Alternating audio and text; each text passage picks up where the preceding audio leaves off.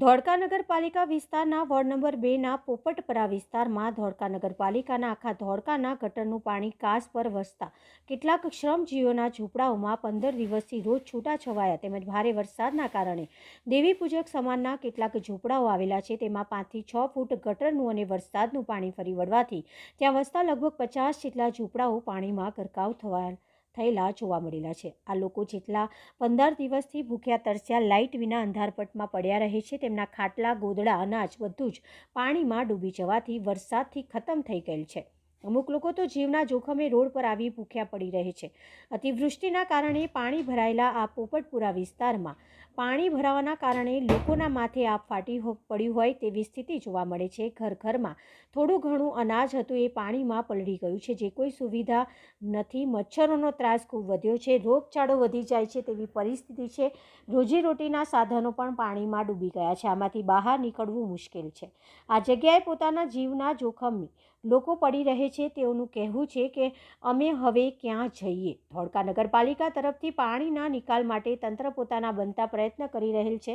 આ બાબતે શ્રી ખરાડી સાહેબ રૂબરૂ હાજર રહી પાણી જોવા માટે રસ્તો કરવામાં ખૂબ મહેનત કરતા નજરે પડે છે। આ વિસ્તારના રેખાબેન દેવી પૂજક નામના એક બેને પોતાની હૈયા વરાળ અમારા પત્રકાર શ્રી મહેશ સોનારા આગળ ઠાલવતા તેમને પડતી મુશ્કેલીઓ તેમજ ખાવા પીવાની વ્યવસ્થા કરવા અને રહેવા માટે તંત્ર વ્યવસ્થા કરે તેવી માંગ તંત્ર પાસે કરવામાં આવી છે। આ લોકોનું શું વૈકલ્પિક વ્યવસ્થા તંત્ર શું કરશે તે વિચારવાનો પ્રશ્ન છે।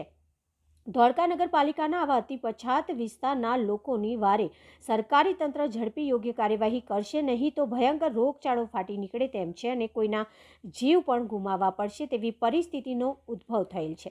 તો ધોળકા નગરપાલિકા તેમજ વહીવટી તંત્રને આ લોકોની જેમ બને તેમ વહેલી તકે તાત્કાલિક મદદ કરવા અપીલ કરવામાં આવી છે। Crime reporter Mahesh Sonara, DT news live 24 Dholka. અને આ ખટુપીરની દરગાહ પાસે સાહેબ અહીં રહે છે। આજ 15 દિવસથી અમે ભૂખ્યા તરસ્યા હેરાન થઈએ છીએ।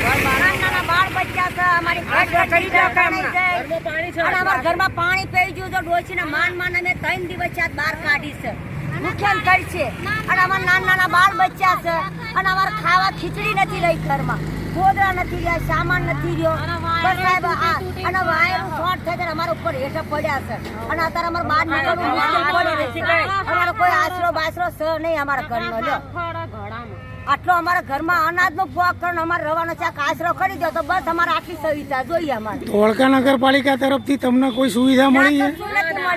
નથી મળી, ધોળકાની સુવિધા અમને કઈ નથી મળી। તો અત્યારે આ સાફ કરવા નથી આવતું કે અમને કોઈ અનાજનો દાણો આલવા નથી આવતું। અમારા ઘરમાં હતું એ બધું પડી લીધું, શું હોય તો અમે ખાઈએ। પણ અત્યારે હાલ તો ગટરને સાફ કરીને ગયા પાણીનો નિકાલ કરવા માટે નગરપાલિકા સાફ કરીને ગઈ છે, તો તમે એમને રજૂઆત કરી છે? તમારા માટે તો કામ કરવા આવ્યા ને, વગર રજૂઆતે કામ કરવા આવ્યા છે ને। તમે માંગો તો કોઈક આપે કંઈક, સમજો, માંગ્યા વગર તો માય પીરશે નહીં, સમજ્યા?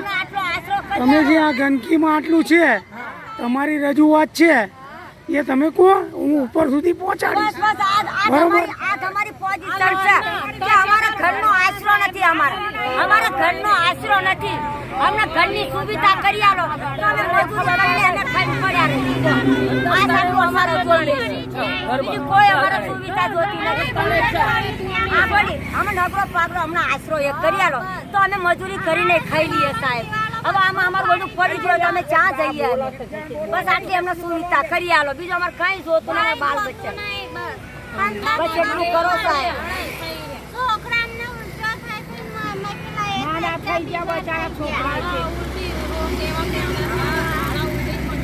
બસ એટલી અમને સુવિધા કરી આલો। અમે આજ 15 દિવસથી હેરાન થઈએ છીએ, કોઈ અનાજ આલવા અમને નથી આવતું કે નથી કશું। અમે શેરીમાં છોકરા માંગી ખાઈ પડ્યા રહે છે, શું અમે ખાઈએ? અને તમે એમ કહો કે અમને વોટ આલો, શું વોટ આલીએ અમે? આવા તમે ગરીબ માણસ તોય અમે તમને વોટ આલીએ છીએ, તોય અમે જોતા નહીં।